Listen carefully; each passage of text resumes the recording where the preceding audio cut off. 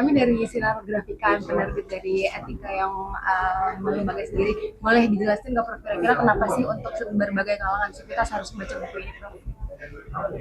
Saya rasa ini penting ya untuk menyebarkan kesadaran mengenai pentingnya kita menata sistem etika bernegara di samping sistem hukum bernegara. Jadi rule of law harus diimbangi dan dilengkapi dengan rule of ethics. Nah, hukum itu kan bicara benar salah. Etika itu melengkapinya dengan baik buruk. Dalam praktek bernegara kita ini hanya benar salah. Yang salah masuk penjara, yang benar aman dia. Padahal kesalahan itu belum tentu adil.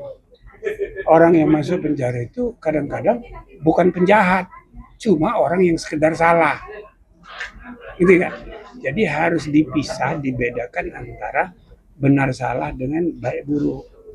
Dan ini berlaku juga dalam kegiatan beragama. Orang hanya bicaranya halal haram, halal haram, halal haram. Tapi kurang memberi perhatian baik buruk, baik buruk. Gitu. Kan tidak semua yang halal itu baik. Tidak semua yang baik itu ya kan tidak haram. Yang paling ideal itu kita harus menjalankan sesuatu yang halal tapi juga baik. Kalau bahasa makanan, halalan thayyiban.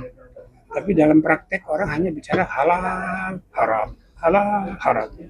Baik buruknya kurang mendapat perhatian. Padahal Quran hanya memerintahkan kepada hambanya, makanlah makanan yang halalan thayyiban. Jadi kalau ada makanan halal tapi tidak baik, enggak disuruh. Makanan halal haram tidak baik pula, ya lebih lagi tidak disuruh. Makanan haram tapi baik, enggak disuruh. Jadi yang disuruh adalah halalan thayyiban. Nah, dalam kehidupan bernegara sama juga. Jadi kita tidak hanya membangun legal and constitutional government, tapi juga good government, pemerintahan yang baik. Nah, itu sama dengan hak thayyiban itu, halal thayyiban. Nah, karena itu kita harus mempromosikan sistem etika. Apalagi kita punya Pancasila, Undang-Undang Dasar, bukan hanya sumber hukum tertinggi, tapi juga etika tertinggi. Dan TAP MPR nomor 6 tahun 2001 tentang etika kehidupan berbangsa sampai sekarang masih berlaku. Ini perlu dijabarkan dalam penataan sistem rule of ethics bernegara. Nah, itu kira-kira buku ini menyebutnya etika melembaga, etika yang dilembagakan gitu. Saya belum baca, tapi itu kira-kira dari judul itu bisa menangkap maksudnya. Saya ucapkan terima kasih kepada semua penulis. Nanti saya baca. Tadi kan bicara soal rencana pembentukan mahkamah etik, itu langkah awalnya apa nih Prof? Ya nanti kita kan bahas dulu dengan KY, dengan DKPP, dengan Menteri Hukum, ya kan? Saya sudah bilang sama Menteri Hukum, dia tertarik untuk membahasnya. Saya sudah kontak juga Pak Dasko, ya dia sih tidak keberatan. Tapi saya bilang kita bahas dulu dengan Menteri Hukum. Kalau udah agak final nanti ke balik. Bisa pemerintah yang inisiatif. Nah, ini saya baru tahu ini ya rupanya ada KY. Nah, sekalian aja. Akan dibawa ke presiden juga nggak untuk rencana ini? Iya pasti. Saya kira perlu kita lapor kepada dia. Jadi supaya negara kita ini negara yang beretika. Jangan hanya hukum. Prof, jika ada mahkamah etik itu artinya KY di KPP itu dilebur gitu atau bagaimana, Prof? Bukan sendiri sini, tapi dia dalam satu kesatuan sistem gitu. Terutama KY kita perkuat dia menjadi hub karena kedudukannya kuat dalam Undang-Undang Dasar. Ya itu tadi saya bilang. Jadi semua perkara yang belum selesai dalam penegakan kode etik dibawa ke Men melalui KY. Sehingga KY itu bukan hanya menegakkan, mempunyai kewenangan dalam rangka menegakkan kehormatan hakim, tapi dalam rangka menegakkan pejabat publik pada umumnya. Jadi hakim dan pejabat publik lainnya. Bila perlu diadakan perubahan undang-undang dasar, menambahin kata dan pejabat publik lainnya.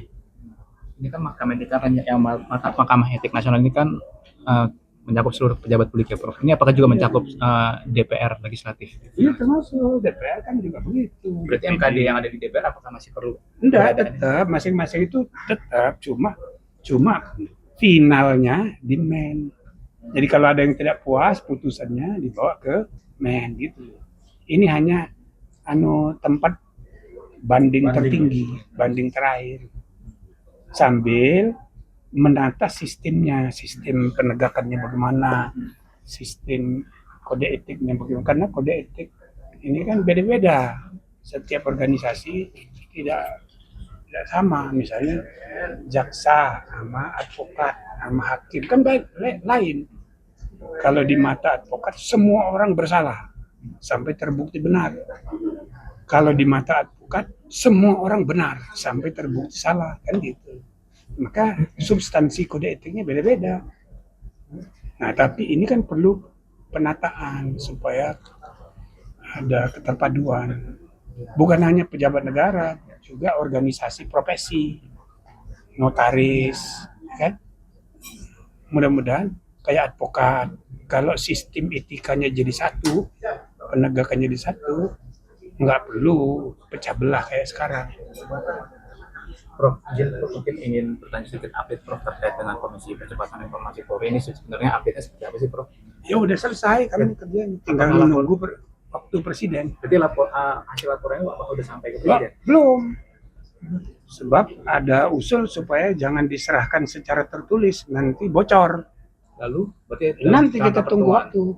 Saya ada janji terakhir sesudah pulang dari Rusia dan Prancis akan segera dijadwalkan. Kita tunggu aja, sabar. Ya, tapi yang jelas kami udah selesai, udah 2 bulan yang lalu. ada poin besar kasih Prof? Ada, cuma kan jangan dulu karena perlu presiden yang memutus. Ya, sabar. Cukup ya teman-teman. Oke ya, ya mohon maaf.